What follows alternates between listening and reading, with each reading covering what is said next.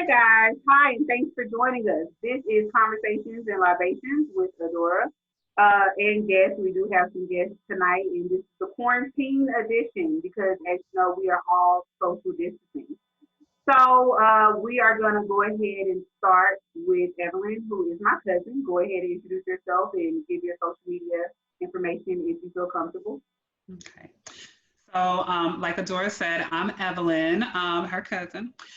I am a lawyer out of Brooklyn, New York. My social media is Forever Fire because I'm Forever Fire. Yeah. And that is for the number four, EVE underscore R underscore fire. Hello. All right. And guys, I will also be putting their social media information in the little description box. So we'll go ahead and go to Cassandra. Go ahead and introduce yourself. Hi, my name is Cassandra. I'm actually a master cosmetologist. I am not doing hair right now because we're in quarantine. I did not take any appointments this weekend. So my social media handle is Candidly Cassandra. I do have an Instagram and a YouTube channel where I do talk about women and relationships and how we can accomplish the type of quality relationships that we want. Wonderful. All right, and last but certainly not least, my homie Sonya. Go ahead and introduce yourself and give your social media info if you feel comfortable. All right, my name is Sonya. I reside in Atlanta, close to Toya. So professionally, I'm an educator, but I'm transitioning into being a cybersecurity professional.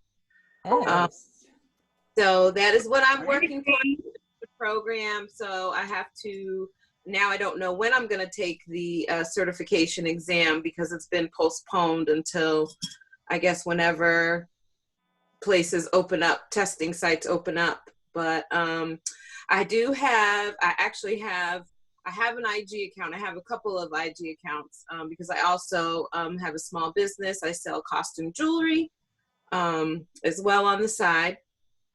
So my personal IG is SONCHOCOLAT, so Son Chocolat. And then my jewelry page, if you are a person who like accessories, fun accessories, everything is $5. It's Queen Sonya Sparkle Spot. Okay, cool. And introducing me, Adora. So I am the host for tonight, and I will also be chiming in with the ladies. Now, of course, this is Conversation and Libation. So everybody got to have a drink. So we're just going to go around real quick, tell what we're drinking. I will start off. So I am drinking Crown Peach, which is delicious, and I mix it with some cran mango. Evelyn, what are you drinking tonight? So I have Jam Jar Shiraz right now. I will like for something else during the conversation. We shall. Okay. Cassandra, what are you drinking? Jack and orange juice. And Sonya, what are you drinking? So mine is almost empty. I'm going to have to refill mine, but mine is cran pomegranate with Ray and Nephew. Ooh. Ooh. So, and you guys, let us know what you guys are drinking in the comments. So, I'm going to be looking down, guys, because I'm looking at my notes, so please excuse me. But tonight, our topic is the hookup culture. Has the hookup culture ruined dating and expectations? So I'm going to start the conversation off with a question. So ladies, I know we're all in our 30s, early 40s. Would you ladies agree that the hookup culture is the reason many women are single well into their 30s and 40s? Who wants to start? I can start. Okay, I do think that it is a contributing factor. One of the things I address on my channel is the fact that a lot of women go into dating with no agenda at all. I think a lot of women just start dating someone because they like them, but they have no clear idea what that setup looks like. So they're not having those conversations with that gentleman to figure out are you dating to hook up, or are you just dating because you actually are looking for the same thing I'm looking for? So a lot of them date, hook up, and then somewhere in between try to figure out how do I turn this into a relationship. Mm-hmm. Unfortunately, that was not his understanding, because the way they started the relationship, a lot of times guys don't transition from hookups to relationships. A lot of times they will date you first and then transition to a relationship. Not saying it can't happen, but it's not the norm, if that makes sense. So a lot of these women get stuck in this limbo where they want more, but they can't figure out how to get it because the way they started it. But well, let me say this from experience. So on my channel, I'm always referencing my experiences because y'all know I got a million and one stories. But you have the best stories. But sometimes you run into the situation. For example, I was dating this guy and I told him off the top, this is what I'm looking for. I'm looking for something serious. Oh yeah, I'm looking for something serious too. Here we go a year and a half later, spending all of our time together, traveling together, and then he tells me, well, I'm not ready for a relationship. Okay, but when I met you, I told you that's what I was looking for. And he told me, well, I knew that if I was honest with you and told you I wasn't looking for anything serious, then you wouldn't have dated me. So sometimes you can let a guy know off top what you're looking for, and he can be dishonest, because we all know men will do whatever they need to get what they want. Yeah, I agree. I think you have a small percentage of men who are going to be dishonest, but then that's also just period their character with pretty much almost everything that they do. You do have a lot of men who are honest up front, but women I have seen have this thing where they feel like, well, once he gets with me, he'll probably change his mind, or I can change his mind, or after we've been kicking it for a while, maybe. Yeah, I've been there, done that. Like, I was that girl that once thought that once he falls in love, he's going to change his mind. He doesn't. Like, when a man tells you something, believe him. If he tells you that he doesn't want to be serious, believe that. Okay, so. But now with the hookup culture, like you asked the question of whether the hookup culture is the reason why relationships are hard to enter into. Right. I agree with Cassandra that it is a contributing factor, but not going to speak for the men, but I think the issue here is women in our communication about what it is that we expect. Like, yes, you told that man that you wanted to be in a relationship, but it was a whole year before y'all came full circle and talked about a relationship again. Yeah, I would have not waited that long. Right. but it happens. It's true. It happens. But I think that, you know, we live in I like to call it a microwave society. You know, put it in for 30 seconds and it's done. So I think that the hookup culture definitely, in a lot of situations, contributes to, you know, lack thereof. Because that's, you know, I'm in my 40s. You know, I try to date on and off, but to me, it's totally exhausting. So what I'm finding is, you know, sometimes you think men, if they're a little older, they'll be different. No, you know, there's still, you know, ones that, you know, you may meet, the first thing they want to do is come to your house. And I'm like, I don't do that couch dating. We can communicate. And the other thing too is text messaging. Text messaging has replaced actual conversation, actual phone conversation, you know? Oh, yeah. And speaking of dating, I was going to say this for a little further in the conversation, but you already mentioned it. So, number one, how do you ladies feel about couch dating? No. Were you ever into that? And let's be honest. No. You never were. Okay. I'm going to be honest one. I've never even had a guy like invite before the quarantine, okay, because I'm currently quarantine dating, which is very interesting. I'm going to do a YouTube show about how I've been figuring that out. Now I'm forced to, unfortunately, kind of do that thing. But no, like, honestly, I've never even had a guy invite me over. they always want you to come over, but it's just like no, if we can go out somewhere, but if we're not, like, probably for the first 3 months of dating, I don't know what your house looks like. You don't know what my house looks like either, and you're not going to. When I was in my late 20s, I'm not gonna lie, I did have some couch dates. Like, it wasn't until I started getting older that my standards started going up, and I'm just like, no, I'm not with it.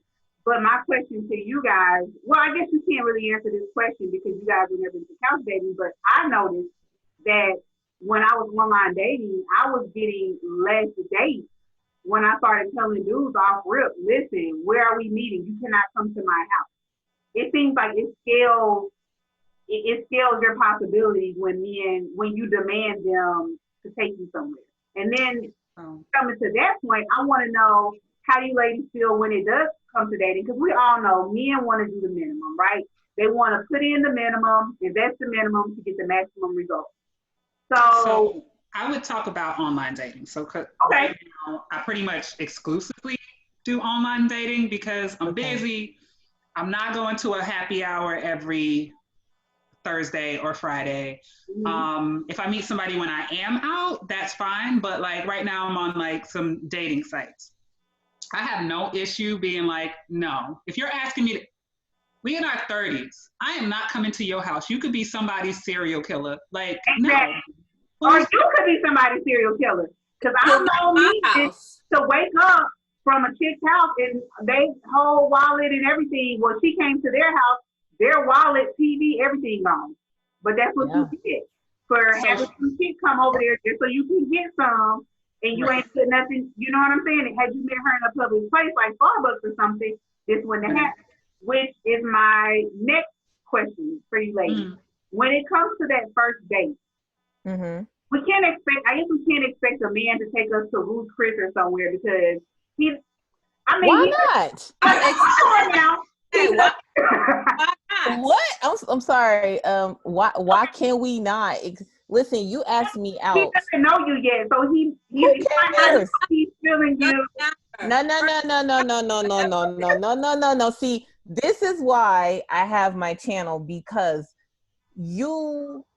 whatever you feel you're worth, listen, Playboy, that's not my problem. When you approach me and you know what kind of woman I am, you agreed to do this yourself. Now, I never tell a guy the restaurant I want to go to, but in our conversations, when a man is asking you, where do you go with your friends? Where do you frequent? Oh, please believe I'm always popping off the top ones that I like. Now, when he plans the date. So a park or a coffee date is off the table for you ladies?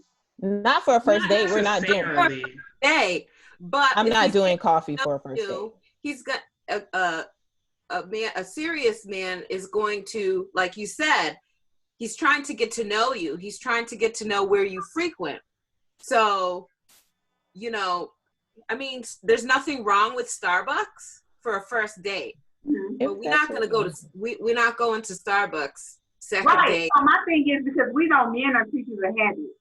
So do you shy away more from the Starbucks coffee park type of date? Because if that's what you accepted in the beginning, then that's what he's going to keep doing, taking you on these minuscule dates that take the That's why you Starbucks is an initial meeting. That's just like your meeting. That's not a date. Okay. That's not a date. My thing is this: during a conversation, and I will say this, if you're dating a man of maturity and a man who has a certain amount of experience and a man who feels like he's trying to impress you, I date guys who still want to impress me. So they're going to try to figure out and not blow the first date by taking you somewhere that they feel, if you're a woman and you're used to a certain lifestyle, they're not going to dare take you to somewhere. I've had dudes. It's okay. It's buffering. She'll be back. Yeah. But in line with what she was saying, I feel like the first date, most guys are trying to impress you. If somebody takes you somewhere that is so below your standards, there's not going to be a second date. Yeah. Right. A lot of them aren't trying to impress you. I remember another story time. I remember making sure you know. Oh, let me text her and let her know that she is. Oh, she's back. It's back. Oh, girl, you were buffering the whole time. Oh, see, I'm gonna move. Hold on. yeah, you were buffering the whole time, so you're kind of going in and out a little bit. Oh, okay. Well, I think it all starts with you as a woman. What's your standard? Mm-hmm. Whatever your standard is, that is what you do. If you're comfortable with a coffee date, I don't do certain things, not because I see anything wrong with it, but because like, some people will say like where you start, you got to work extra hard to get that person up to something else. If we start on like a happy medium and let's say maybe we go to season 52 on the first date, or maybe we go to Jay Alexander's on the first date, like that's nothing wrong with that. That's like, those prices are pretty reasonable. Like if you look it up, you can pick whatever you want on the menu and you're not going to kill anybody. I agree with that because I let someone take me on a coffee date and he was really effing trifling. I remember meeting him there. He was sitting down. He didn't have no food, no drink or nothing. So I'm like, okay, cool. He must be waiting on me. So I introduced myself. We meet, and he's like, "You want to go ahead, go up there, and get you something?" All right, cool. So I noticed that he gets up after me. I'm waiting on him to get up. I get up first. Then I noticed that I go up. You know how normally both of you guys step to the register? I step to the register. And so I order my stuff and I'm still waiting and they give me the total and he's not even budging to take money out of his pocket. Dude, you can't pay for a $5 Frappuccino and then had the nerve, again, I was younger, then had the nerve after the little coffee meetup where I had to pay for my own coffee. Oh, well, I was gonna, cook some shrimp Alfredo tonight. Do you want to come over for dinner? Bitch, no. For some Stouffer's? Chicken Alfredo? No. Like, are you serious? It's going to take more than some chicken Alfredo. And you didn't even pay for my Frappuccino. So first and foremost, a coffee is not a date. That's like, oh, I'm going there during like my work hours and we're just going like, hi, how are you? This is me in person. This is an you introduction. In person. Like a vibe, let's have a conversation. This is not going to be more than an hour because it's my break. I'm going to have to go. So if you want to see me again, set up an appropriate date. There you go. Exactly. And then you lost me at, do you want to get up and get you something? No.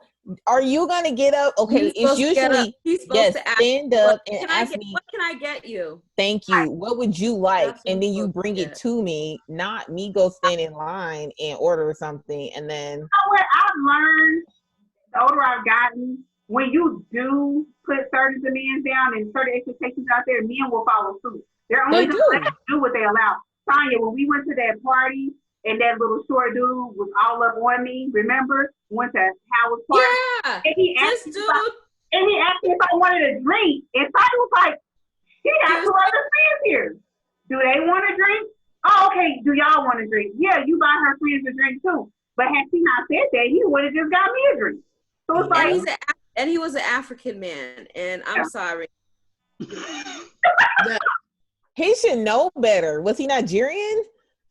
He was Liberian. Oh, he was Liberian. Should know better. I mean, I have my best friend is Liberian, but sir, do you see 2 other women sitting here? And the drinks were free. Oh my God. I was like, you see 2 other ladies? It was an open bar. You brought 1 drink for one lady. He's like, oh, sorry, and he went to go get a drink. Okay, now let's move over to communication. Sonia, you kind of hit on this. Now, I know for me, I don't do the text message thing. I'm old school, okay? Because when I first started dating, we had minutes on our phone. They started out and text messages was 25 minutes, okay? So I'm used to talking on the phone. And I let you know, listen, do not text me. I'm not with the BS. And they still want to text, okay, here comes the block party. You're blocked. So for me, I feel like, how are we really going to get to know each other through text? I know people who have full relationships and they never talk on the phone. Are you serious? That's not real. Yes. That's not real. That's not a relationship. Text messaging is not a form of communication, I believe, in which you use to get to know somebody. Text messaging is informal to me, and it's more or less used when you're not able to communicate. Let me just send you a quick message, or that's not conversation if you're getting to know somebody. And that's the type of culture that we live in. It seems like everybody is embracing that, culture. Where you have to say what you like. I mean, I would find, this is why I don't date younger guys. They are like big on the texting. I do find men our age and a little bit older, they definitely will text you here and there because they're just touching base throughout the day to check on you. But you're going to get that phone call at night just to kind of like, or maybe for lunch or something, like whenever your schedules are clear, you get that phone call. I have communicated to, certain people in the past, like, hey, I don't really I can text, but it's kind of irritating if you're trying to continue a conversation because it's so choppy. But if they don't respect, once again, that standard that you have, see you later. There's people that I'm like, oh, okay, I don't really give them a lot of conversation because I already told you could call. If you choose not to call, then you're obviously not listening to what is important to me. So there's the flag in the beginning. You can't even follow directions. So guess what? You're not going to get a whole date. You're not getting one. So do you think that text-only situations correlate to a man who just wants to put in minimal effort? Because you can't even put effort to pick up the phone. No, I don't think it's minimum effort. What I find is that you've got people who are socially awkward, and sometimes they're not the best at verbally expressing themselves. So it's easy in this culture to hide behind a keyboard because guess what? In person, the conversation hits different. When you can text, you can be amazing because you can take the time to just say the right things. When you have to say the right things in real time, often they're not, I don't know, how do you say, like, confident enough in person the way they can be confident behind a keyboard. It just buys them more time when they can text versus in person, they're kind of socially awkward, can't express themselves, or some people don't even make good eye contact in person either. Right. So, I mean, I don't think it's minimal effort. So you keep saying minimum effort from men, right? That's something that I've heard like a lot of times in this conversation. So I feel like the effort is equal to what you demand. Right. If you accept minimum effort, then that's what you're going to get. If you demand more, then you usually get more. If they're not giving you more, it's real simple. Block party, right? Block. Yeah. And on to the next. You continue your campaign. So, speaking of what we demand and our expectations, we're going to move on to standards and expectations. So my first question is, do your expectations for a man change depending on what you're looking for? So if you are just looking for something casual, are you still going to have those high expectations for him as if you were looking for something more serious? And what kind of expectations do you have when you're just looking for something casual? I look at the point in my life where I'm looking for anything. I'm not at the point in my life where I'm looking for anything casual. No, that's when you were, or if you ever were. So when I was, it was like, okay, can I get along with this person? Are they enjoyable? Like, is it enjoyable to be around them? And that's all I needed for that. But like looking for something more serious, I'm looking at your character. I'm looking at how responsible you are. I'm looking at how you treat me, how you treat other people around me, and things of that nature. What do you think about the guys? Because this is a big thing that I see a lot on social media from Black men. And I'm just saying Black men, no shade to the Black men, but that's all I follow and that's all I see. And that's in my community. I'm not dating outside my race. Oh, you do what you do. But I see a lot of Black men always complaining about, y'all want too much. I just want you to have a car, a place to stay, and be financially stable, and that's too much. A lot of men feel like that's too You're not much. talking to me. You're not talking to me. Exactly. Right. Exactly. I mean, you got to consider the fact that once again, I put this on women because I mean, to answer your, I'll answer your previous question. I have the same standards no matter if I'm putting you in a casual situation or a further romantic one. Even if I'm dating you casually, I still expect you to date me. I still expect you to treat me. So when I go out with a guy that I may have been casual with, no one can tell the difference between him, a boyfriend, a fiance, or a husband. Because he's opening doors, he's taking me on dates, he's paying for things, yeah. he's doing all of the same things because my expectations are the same. The only thing I may have done is put you in a particular box of not pushing you to fiance or boyfriend just based on maybe where we are in our life. It means you could be a great person. So you're frozen. She's frozen right now, but like I agree with that. When I said like the difference is I need to enjoy being around you, that doesn't minimize what you need to do. You need to treat me like a lady no matter where we are. Exactly. We need to go out. We need to like, do I want a relationship? No, but do I want you to be a gentleman? Always. Absolutely. Always. I think the reason men are those type of men who I would consider fake alpha males are saying that women want too much is simply because honestly, I have a lot of guy friends and women really ask for nothing but time. That's it. Now, unfortunately, that's made it hard for the rest of us. It does, but at the same time, ignore those dudes because they're trash anyway. I agree, but I will also say this. Because of social media, I feel social media has made women disposable to men. Because they're like, oh, well, if you want this, okay, I'm going to just go to something else because it's at the click of a button. It's right there. You know what I mean? So it does make it harder for the women who do want something. So but you got to think of where those men are in their life. They're not even trying to be serious in the first place. Right. But I know a man who, like, he's a good brother, but will be very clear, like, I don't need a woman for anything. I can, like, he treats women as if they're disposable. My comeback is like, go. Like, find those women that are, you know, that are okay with being disposable. Go. I'm not. Right.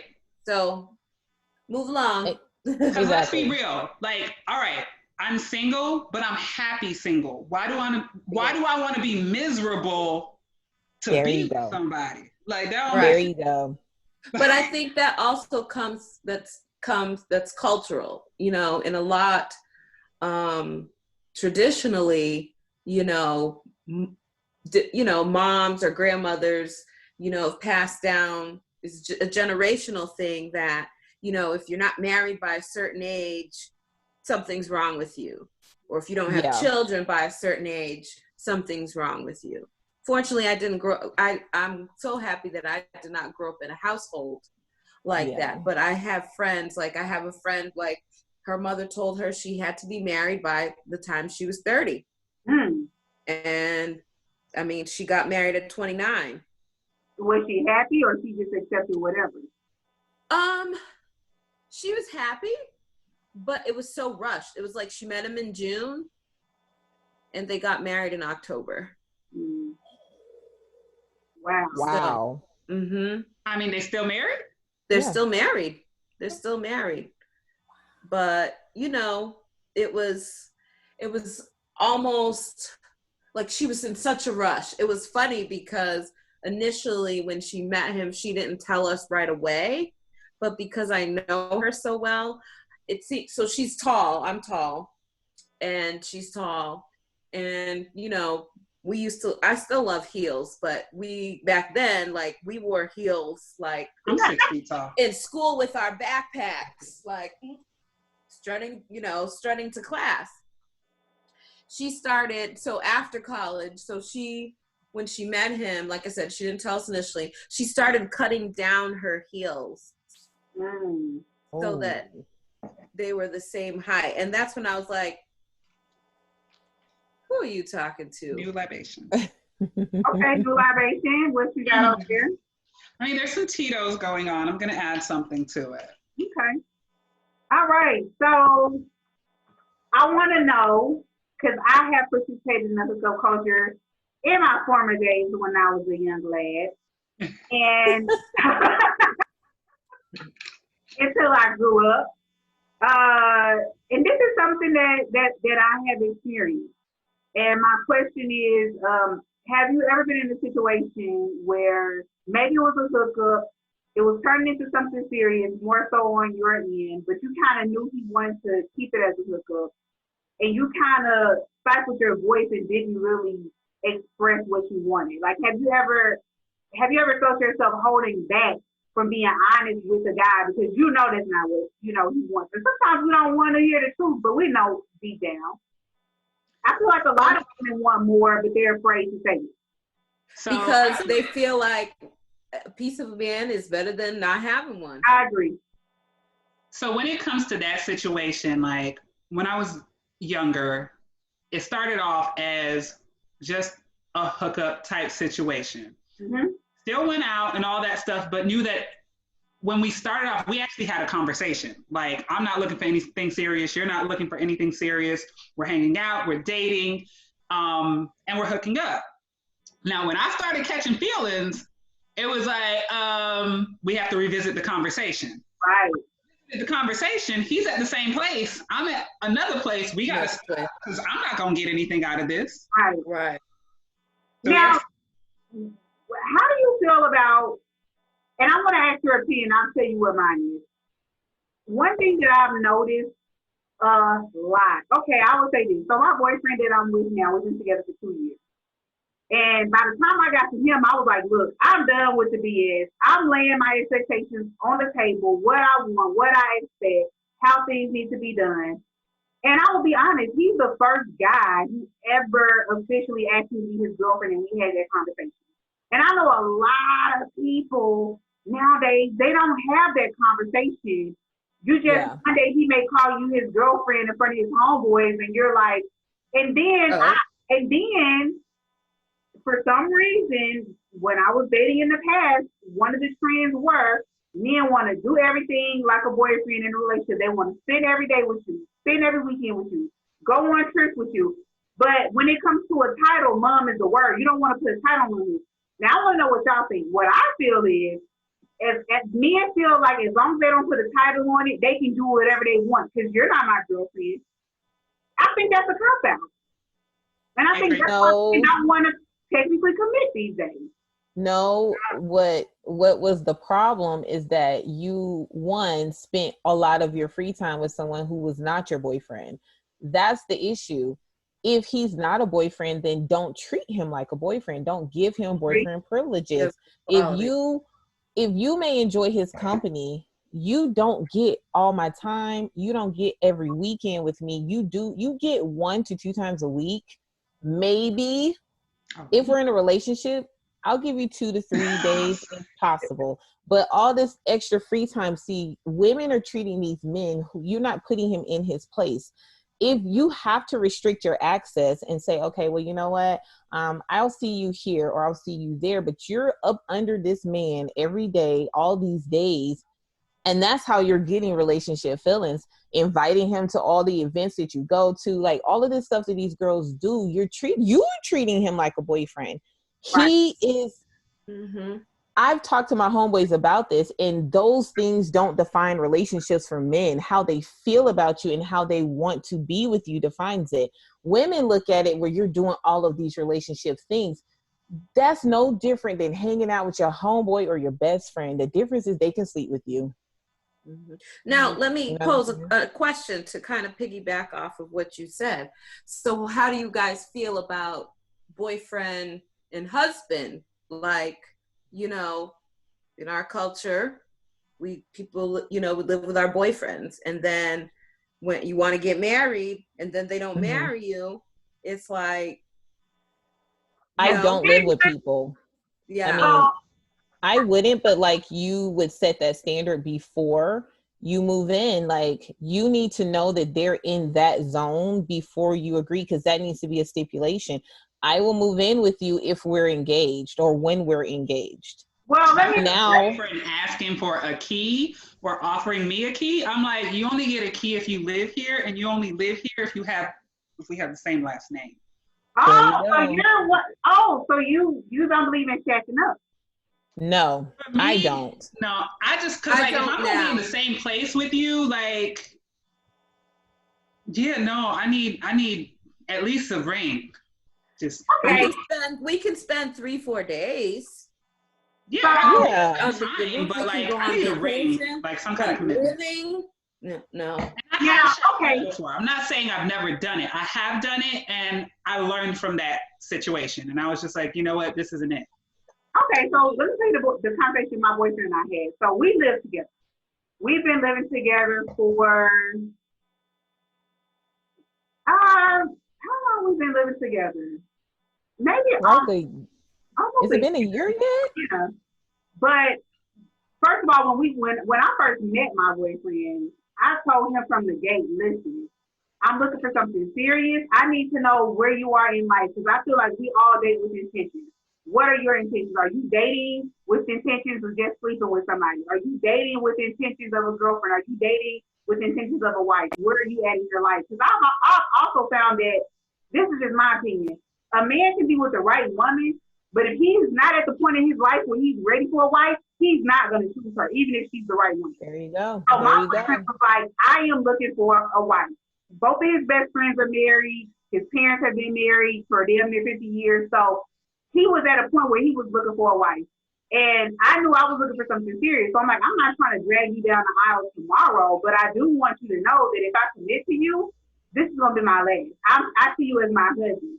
So I made it listen, I gave him a timeline and everything. So when we started talking about moving in together, I was just like, okay. And when we moved in together, it was sort of a situational thing. We had planned on moving in together, but it kind of happened quicker than we had planned. But I said, my dad is from the old school. Because I was living with my boyfriend for 4 months before my dad found out. Okay? I was hiding it from my dad. Because I know my mama knew, but I was like, you run your mouth too much, but don't tell daddy because I know you like to run your mouth. Don't. So I let him know, listen, when we move in together, you only have a year before you need to be proposing. And if you don't, I'm out. And you only have this much time to propose. So every now and then, he knows that he has until December. And I only moved the date up because of quarantine, because you can't go nowhere to go look for a ring.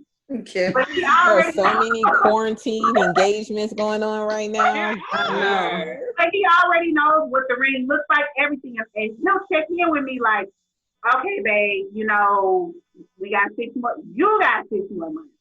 So, like, he knows, and he knows I am so serious. And he's like, yo, if I didn't propose to you, would you really? I sure would. I sure would move out. We can still be together, but we'll be living in separate places. So I think that, and I know what kind of men I have. Like, you do have some men who just go along to get along. But I know what kind of, I know what kind of guy I am. Like, I have full confidence. If I didn't have full confidence in him that he would have proposed, I would have never moved in with him because, right. You know my dad. Yeah. Yes, I know that's why I laughed so hard. You know what I'm saying? And when my dad found out we lived together, I just felt like so bad, like I was doing something so wrong. But thankfully, he met my boyfriend, and my parents loved him. So Okay. Yes. but yeah, it's all about setting those standards. So another question I want to ask, because of the hookup culture, we do have a lot of friends with benefits type situations.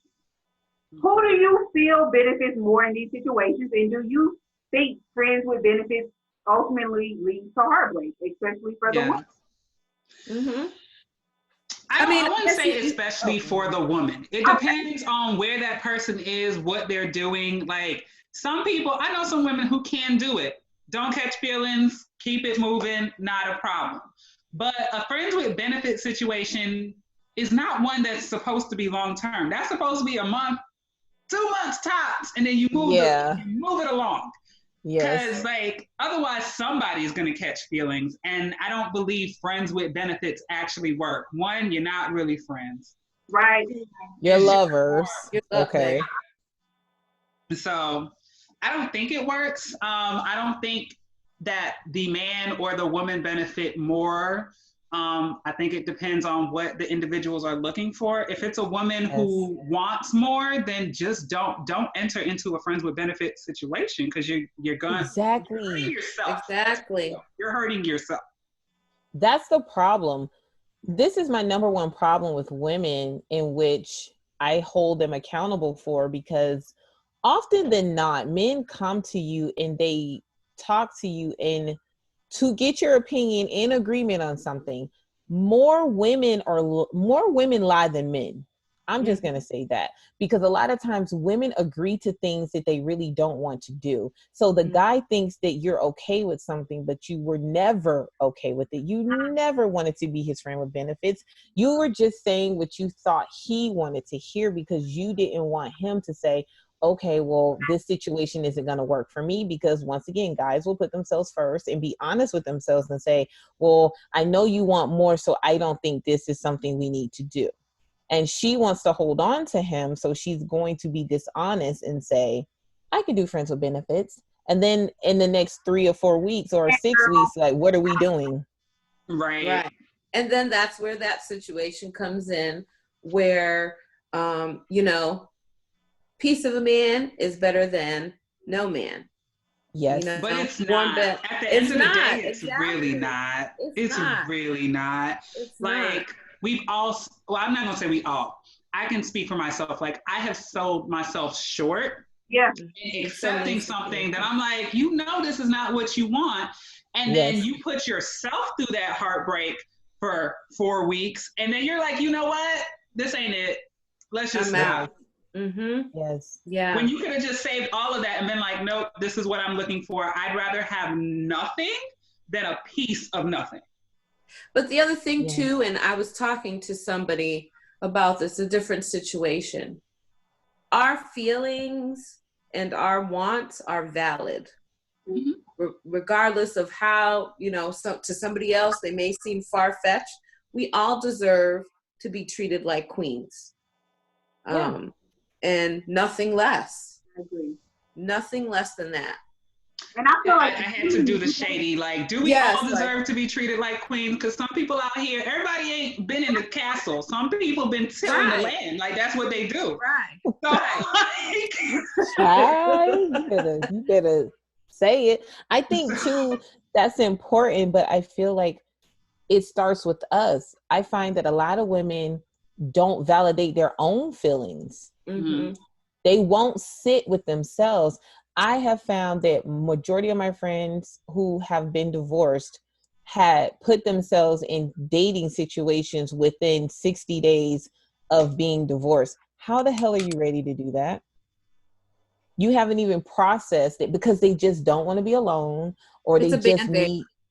Yeah, they are not processing or handling the breakup. They're trying to move on really quickly because they just don't want that void. That quiet time after a breakup is a very scary place, but it's necessary, because now you're going to repeat the same things that happened with the last person. With the new person, you're just going to change their name. Right. So I feel like the easiest way to get over a man is replacing him with another. But in 2 months, though. In a marriage, like a divorce is a death. You have to mourn that. Yes. And it's in stages. You mourn in stages. You do, but I think more often than not, you enter into a new agreement with someone and you're bringing all of that emotional stuff. So now you're finna put this new person through way more stuff because you're somewhat still going through your mourning period. So this other person has to develop a patience and an understanding for something that they weren't even a part of. So now instead of you going through quite the honeymoon phase in your relationship, y'all already having like for real issues that shouldn't even be taking place right now because somebody in that relationship chose not to heal first. Right. So as you mature, you understand that healing is necessary to be successful in almost anything that you do.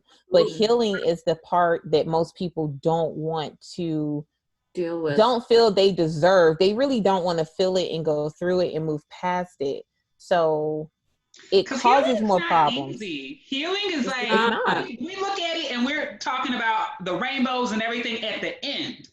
But the shit you go through, excuse my language, the shit you go through to get to that part, like that is the ugly, scabbed up, just like, it's hard. Healing is hard. It's the trenches, but let me tell you, when you come out them trenches and you got your battle wounds and you have your scars and you've healed yourself up, I guarantee you, you're less likely to go put yourself in the same war. Mm-hmm. I agree. And I agree that everybody needs to take the time, like male or female, like man, woman, whatever, take the time to heal. I'm just saying the reality is a lot of us would prefer the Band-Aid over like the wound that needs stitching. Right. Oh, of course. I took time to heal after my relationship, and it was everything you said it was. It was crying in the shower, crying in the car, crying very quietly so people don't, being at work, going and cry in the bathroom and come back and take a freaking million phone calls. But I know so many people, they prefer the Band-Aid, but my God, you've been stitched up 50 times. The Band-Aid don't even hold no more. Right. And now you've probably put yourself in way more extremely toxic situations that now you're stuck. Some people get into, they done brought kids into this situation now, or they've got their family members involved in a lot of stuff. So, I mean, a lot of people look at the relationship as just the two people, but it's the two people plus everybody else you drag in it with you. You know, they don't think about it like that. Right. Yeah, unfortunately for me, you know, after my last breakup, well, Fine to find to know how that was. Every damn weird. Fine really went out to eat at that buffet place, and I was just crying up a hole. Yes. Yeah, but that's normal. I mean, but that's part of healing. Like you need to cleanse. Yes, you all do. of the hurt and the scabs, and I think that just in general, when we cry, you feel like you're weak or, you know, something is wrong with you. But and grieving a loss, there's no right or wrong way to grieve that loss of a, you know. Yeah, it does. It feels like death. It's more than a death. And unfortunately, Cassandra, I did something that I should not have done that you were speaking about, because, you know, I met my boyfriend now like 30 days after. And I was put in a hard freaking situation because it's like, dang, I've met this great person. And now, but I'm still mourning my relationship. So now I'm dating, trying to get to know this person, trying to, you know, possibly invest some type of feelings because that comes naturally. But I'm also mourning the heartbreak of a past lover. And thankfully, I had a man that I could be completely 100% honest with. I cried in front of you. Sometimes people say, don't worry about me. I'm only worried about you. If you have to talk about your ex to get it out, get it out. But I'm not going anywhere. I'm going to be here. And I feel so bad because he's such a great guy, but it was so hard for him. And I asked myself, like, I made it easy for every other man, but the man that it should have been easy for, it wasn't. You know what I mean? Mm-hmm. And it affected our relationship for a long time. And that's why it took us so long. He was ready to commit, but I wasn't ready to commit. So it took a long time to get there. And I had to go to therapy. You know what I mean? I was dealing with other things, but I'm also trying to deal with, how do I love someone who loves me so much, but I don't even have it in my heart to love anymore because my heart has been so broken and it's not mended yet. So now I have all of these walls up that you can't even break down. And I'm like, that's the worst. You know, I'm glad that I found the love of my life, but also I wish I would have waited. You know what I mean? And that's why I say wait. I mean, I know you and we talked a lot during that time, and you have certain traits that are very admirable that most people don't have. One, you were honest about how you felt. And I know we talked about you being, you know, I was like, just be honest with him. You know, he's there he wants to be there. You're not making him stay. So give him the choice whether he wants to stay or to go. And then you did something about it. You know what I'm saying? You didn't just say, oh, well, you know, this is where I am and you just need to respect it. You was like, no, I know something's wrong. I need to talk to you and be honest, but I also need to do something for myself to heal, which is going to therapy. That's the catalyst that a lot of people are missing. Yeah. They don't want to do the work. You wanted to do the work, and that's what's important. Who haven't healed or done what is necessary to heal, they leave a trail of broken tears behind them. Because a person who's never healed, they can't love. Even if you're the perfect person, they'll never know how to love you. They won't be able to because they're so freaking broken. And I think we just have a lot of broken people walking around, and that also leads to why relationships are few and far between because we don't know how to love each other. And not only that, people don't have the tools either, and they know they don't, but they won't do anything about it, and that's, you know, the disconnect. What are you about to say, Evelyn? So something that I think goes along with the hookup culture, and I think I actually saw it in the article that you sent me, is that like everyone wants to be a savage, like no feelings, just like I care less than you care and all that stuff, and that has gotten us nowhere. If there's anything, I wouldn't say it's the hookup culture. I'd say it's the fact that like we are so terrified of vulnerability. Yeah. In every sense of the word that we'd rather just build up these walls, and there's no way to connect with another person when you have all these walls built up. True. Yeah. I agree 100%. I agree too. I think it's hard too because a lot of people won't just be honest with themselves, and it's easier to be a savage or to be hardcore and not emotional when you're hiding behind text messages and Instagram and Snapchat. Like you said, I mean, there are some people, and then this is something else I do in dating that I know that a lot of people may or may not do. I don't watch a lot of TV. If we are going to be in the house together or whatever, we need to be talking. A lot of times devices, everything you do in dating is you're being entertained, right? I don't go to the movies on dates because we're being entertained. You go a lot of places where you're not talking. You are connecting, but not like in conversation. You go to the house, y'all are watching TV, y'all are on your cell phones, like all of these things that are not allowing you to connect to this person that you're supposed to be learning about. So there are times where I'm like, okay, let's just listen to music and talk. Let's just vibe. And people find that odd, but it's necessary because you find that you miss out so many things about people, even if you're already in a relationship. People change all the time in relationships. Right. My parents have been married for like 36 years. They still find out things that the person used to like that they don't like. And my mom's like, well, when did you stop eating that? Or when did you not like that? But it's just that constant evolution that people have in relationships that you have to pay attention to. So. I agree. For me, first dates, I don't do movies. Oh no. Because how are you getting to know somebody? Right. You know, how are you getting to know? I like actual conversation. I like looking into people's faces. But you know how to do that no more because of the text messaging and social media culture, you know. But I still in any relationship.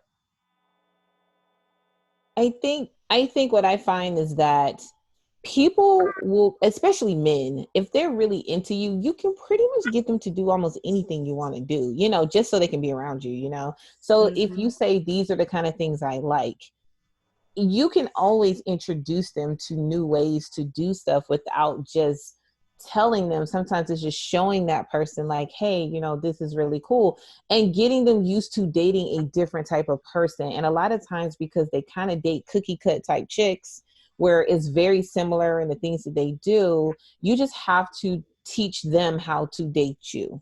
And if they're down for it, cool. If that's not something they want to do, then keep it moving.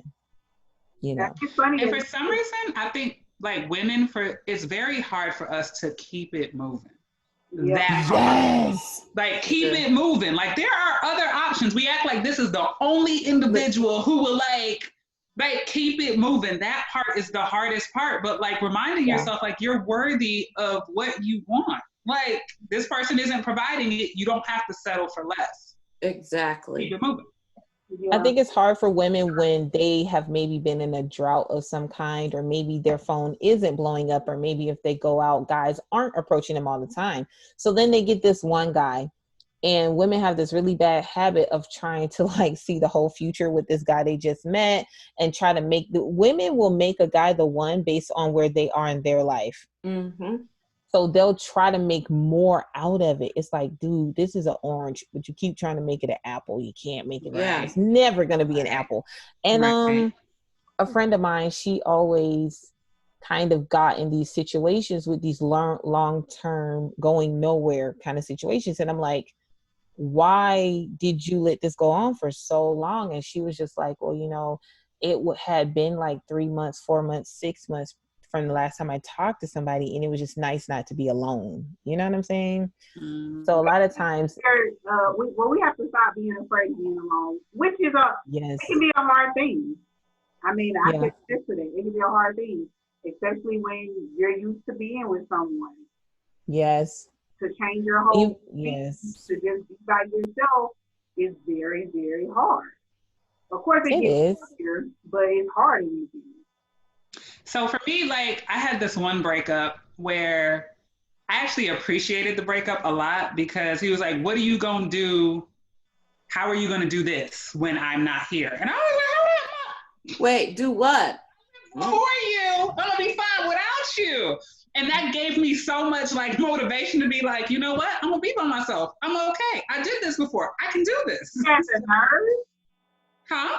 I said he had the nerve. He had the nerve, the unmitigated gall to tell me what you gonna do. I'm gonna live like I did before I met you. So, and it's funny that you say that, because women do that to men all the time. That what are you gonna do? What is he gonna do? And I have this whole thing that I tell women, like, they want to go down the list of all this stuff they do for these men, cook, clean, whatever.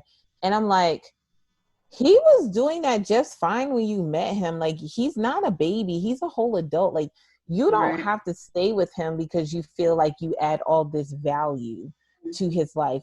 Please believe he's resourceful. If he can't do it, he's going to find someone else to do it, and he's probably going to pay them. If not, it'll be another chick who's going to cook and clean or whatever. Like, that's not going to keep him, you know?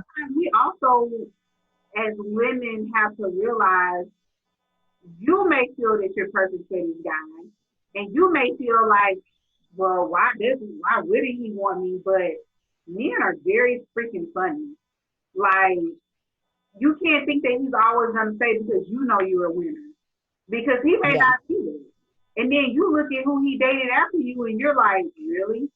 But unfortunately, he didn't see your value, so you have to see the value in yourself. So what I want women to do, and I tell myself this all the time, I want to have the confidence of a man. Oh, girl. I'm going to give an example.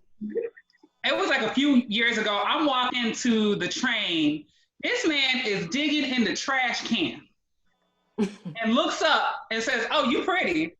Can I get your number? With what phone, sir? With what phone? You digging in the trash can. Like, why are we doing this? But he had the confidence. He had the confidence. I don't got no food. I'm digging in this trash, but I got a penis. So, can I get your number? I want women to have that kind of confidence. Like, I deserve everything that I want. Because, like, these guys, when you're like, I think I'm perfect for him and this and that, he has standards, and he's decided that you didn't meet them.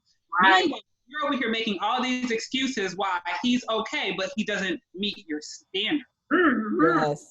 Yes. I knew a girl who was dating this guy who literally didn't keep a job. She was paying all the bills and stuff. So somehow they decided to get married or engaged or whatever. He shortly called the engagement off. Now, mind you, she knew that he had all these flaws, and she wasn't asking him to change anything. She just wanted to marry him as he was. And He literally came back to her within 48 hours with a list of things that he didn't like about her, that in order for him to marry her, she would need to change these things. I shouldn't laugh. I'm sorry. Now, this is somebody who isn't paying no bills in your house. He's not putting any food in the house. He does what he wants when he wants. He comes and goes as he pleases. Sometimes he comes home at night. Sometimes he doesn't come home at night. But the fact that this man will not walk down the aisle with somebody who is caking him unless you change these things about you says this man has standards no matter what situation he's in. He's not going to permanently put himself in a situation to sacrifice himself for you. Mm-hmm. But she was willing to sacrifice all of the integrity to be with him because nobody can understand why she's with him. Right. You know, so. Men are just, they're bold as hell. He has confidence, though. Yeah. He had confidence. That's probably how he got her, because he had confidence. He does, but then this is my question. Who is emboldening these men to have this kind of confidence? Would you have confidence if you weren't successful? Their penis, they have a you know, penis. And they're pulling chicks with this stuff. Like, apparently, for women, let me tell you, I have several male clients as customers with hair. The text messages that women initiate to them that I see with my very own eyes, and these aren't even, you know, people I'm really acquainted with, and that's not even including my homeboys who send me screenshots. These women do this to themselves a lot of times. So when these guys literally aren't working for anything, they're half the time minding their own business, and these girls are sending them texts like, yeah, you know, when you gonna come through, you know, blah, blah, blah. Now, this is not a girl that they've even took on one date. These girls are offering to cook for them, to clean for them, to have sex with them. All of this just because. Just because. That's and I'm reading it with my own two eyes. What did you say, so, I said, that's a foreign language to me. I don't speak that language either. I don't speak that, no. Mm-mm. But you got a good 70% of women out here who do. And so when... Especially in Atlanta. Especially in Atlanta. Yeah, I mean... It's a home of women taking care of men. Like, I remember this guy, and they have no clue. I remember this guy who I had met online, and he kept calling, chasing. Even when I would like not respond, and I'm thinking there's something wrong with this dude, because he is on me, like there's something wrong with him. And like 6 months later, he had hit me up, so I'm like, okay, fine, cool, you know, I'll meet you at the park or whatever. And we met, you know, we were talking, it was, you know, the first meeting. Then he proceeds to tell me that he's homeless.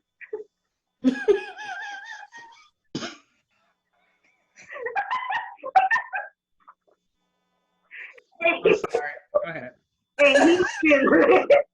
I couldn't. I'm sorry. The car they drove to meet me at the park is the car he was living in. And then so all he needed to do is be digging in a trash can, and that would have been the whole story. Oh, listen. Let me tell you what I did. When he told me that, I said, oh, okay. Well, sorry to hear that. Oh, okay. God bless you. And I got into my car, and I looked in my rearview mirror the whole way home to make sure his ass wasn't talking to me.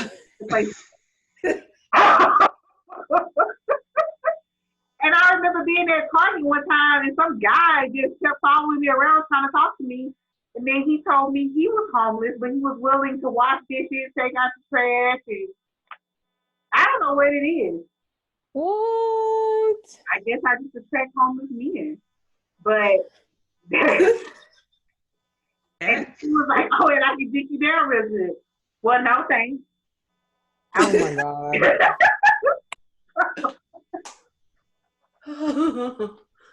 Oh, girl, God. I told you to write a book with all these stories. Right, please. I I This read is, it.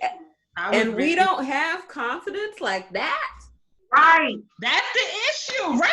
You That's don't got a my home. takeaway You from living out that. your car. Your priority should not be a woman. Your priority should be getting your shit together. Thank you. Hello. And that's always something that I've had an issue with. Like, men will have nothing, but you out there looking for a date. You out there looking for a girlfriend. For what? You don't But have there's somebody who is willing to take you with nothing.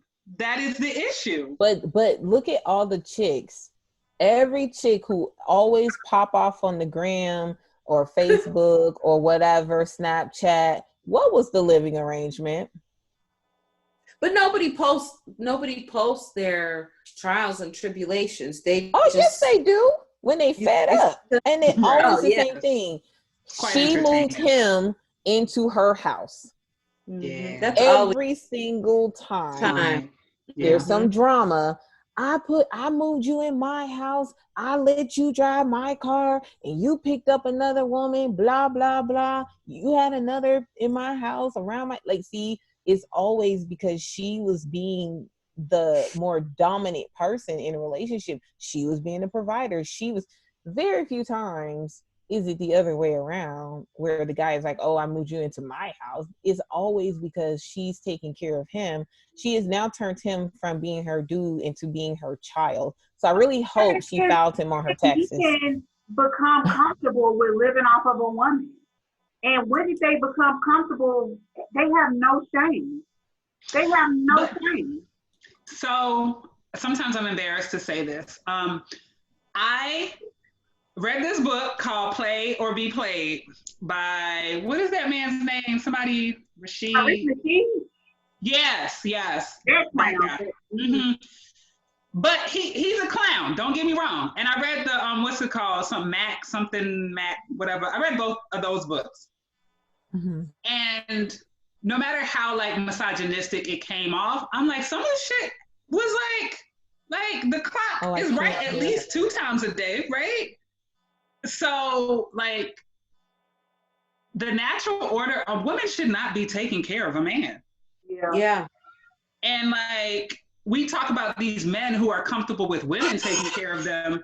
When did we as women who, let's be real, like, in the relationship, like, you're the foundation. You really are the foundation of that whole house. He want to be the leader and all that stuff, but you the foundation that it's built on. When did we feel comfortable taking care of a man? Like, that is okay. Taking care of a whole grown-ass man. And why do we accept that? We talk about men all the time, like, oh, these men are okay with being taken care of. When did you become okay with taking care of a man? That's not your man, that's your child. Yeah. And you're not gonna respect your child as the head of your household. Right. I think Cassandra. I think it might have cut off. Yeah, I think her off or whatever.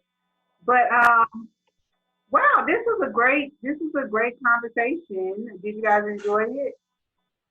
I did. Great topic. So we'll go ahead and wrap this video up. I do want you ladies to stay online so I can discuss something with you. But I'm just gonna stop record. So I'm gonna go ahead and do my outro. Thank you, ladies and gents, if you were watching. Hopefully we didn't rag on you guys too bad.